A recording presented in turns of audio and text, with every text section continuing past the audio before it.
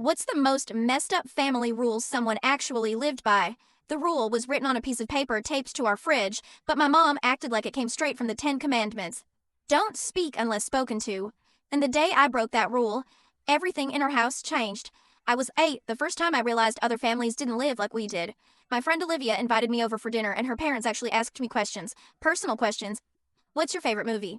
How was school? Do you want more potatoes?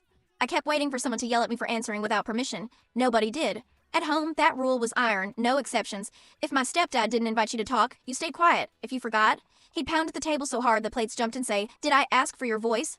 He loved that rule, feasted on it, used it like a leash. My mom followed it too, even though it broke her a little more every year. But the real nightmare came later, when he started adding new rules. Rule number 9, no closing bedroom doors. Rule number 12, everyone must eat what he eats. Rule number 15, no laughing after 8 p.m. Rule number 17, phone must be surrendered at sunset. Rule number 23, no crying unless you have permission. The rules slowly filled the fridge like some twisted scrapbook of control, but the talking one, that was his favorite. Then came the day everything snapped. I was 16, tired, stressed, running late for school, and already halfway out the door when my stepdad barked, "Where do you think you're going?" "School," I said. He wasn't done. "Did I say you could speak?" Something inside me, something starved and exhausted, finally stood up. "Yes," I said.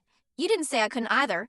The whole house froze. My mom's fork clattered onto her plate. My stepdad's face twisted, shocked that I dared to use logic he hadn't scripted. "Say that again," he growled. So I did. "Your rule doesn't work if you're the one talking first. That means I am allowed to answer, right? Otherwise, you're asking questions you don't want answers to." He slammed his fist on the table so hard a mug shattered. "You don't talk back to me."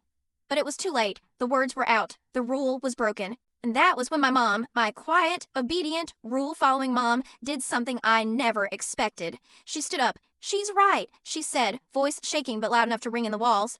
"You make rules to trap us. Well, I'm done living like this." My stepdad stared at her like she'd grown horns. "Sit down." "No," she said, just one word, but it hit harder than anything he had ever thrown at us. He tried yelling, threatening, slamming doors, but something had shifted. Once one voice rises, the silence can't hold. That night, my mom packed our bags while he shouted from the living room. A neighbor heard him screaming and called the cops, and when the officers asked if we felt unsafe, my mom finally told the truth. We left that house at midnight. No rule stopped us. No rule could. The weirdest part, the day after we moved in with my aunt, I opened the fridge, and I burst into tears. It was empty except for food. No rules taped to the door. No threats disguised as commandments. Just normal. Freedom. Sometimes the most messed up rule someone lives by isn't the one written on a fridge. It's the one they're too scared to break. And the moment we broke ours, we finally got our lives back. If this story hooked you, hit like, drop a comment, and subscribe for more.